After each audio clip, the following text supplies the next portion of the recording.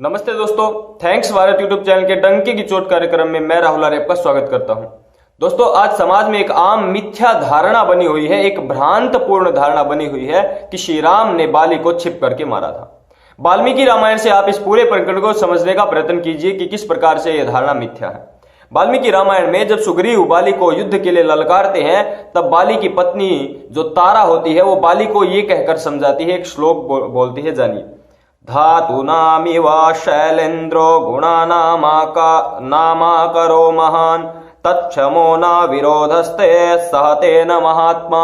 अर्थात श्री राम के विषय में कहती है कि श्री राम तो जैसे हिमालय सभी प्रकार की जो जितनी भी धातुएं होती है उनका सम्मिश्रण अपने अंदर समेटे हुए है, उसी प्रकार श्री राम गुणों की महाखान है। और श्री राम से जो है वैर विरोध करना हमारे लिए बिल्कुल भी अच्छा नहीं है। श्री राम धर्म संस्थापक पुरुषों में पुरुषोत्तम है, तो उनसे विरोध करना उचित नहीं है, अपने आप को मुसीबत में डालना है। इस तरह से तारा बाली को समझाती है।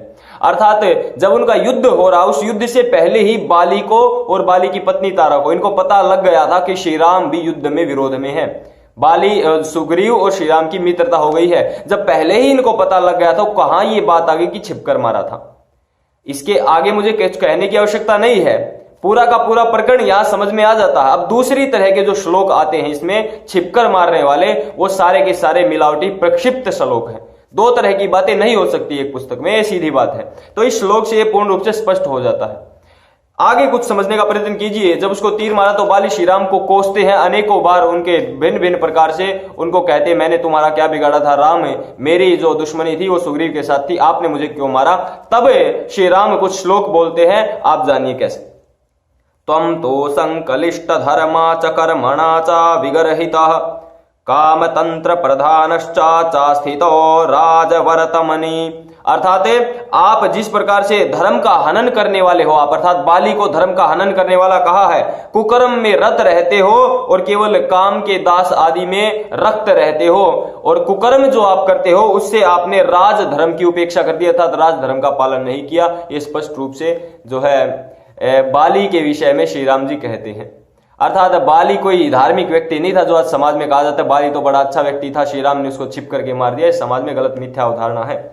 आगे आइए, इसमें जो श्लोक आता है, तदेतत् कारणं पश्यं तदर्थ त्वं मया हताः भ्रातुर्वर्तसि भार्यायां त्यक्त्वा धर्मं सनातनम। अर्थात परंपरागत धर्म को छोड़कर तुमने अपने ही भाई की जो भार्या थी, पत्नी थी रूमा, उससे जो जिस प्रकार से उससे आपने पत्नीवत उपभोग किया है, वो बिल्कुल भी धर्म का आचरण नहीं था, धर्म के विरुद्ध था। और इसीलिए अस्य त्वं धर्माणस्य सुग्रीवस्य महात्मनः रुमायां वर्तसे कामात् स्नुषायां पाप कर्म कृत।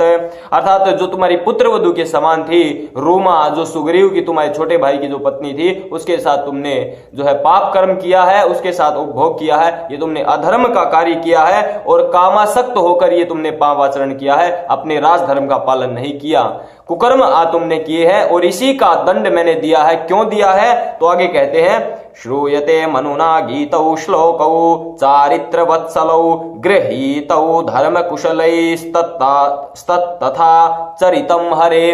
अर्थात महर्षि मनु ने दो श्लोक इस विषय में पढ़े हैं कि जो महर्षि मनु, अर्थात पहले ही मैंने कहा है मनुस्मृति श्री राम के काल से पहले थी, अब वो सिद्ध हो गई है, रामायण में ही श्लोक आ गए हैं मनुस्मृति के।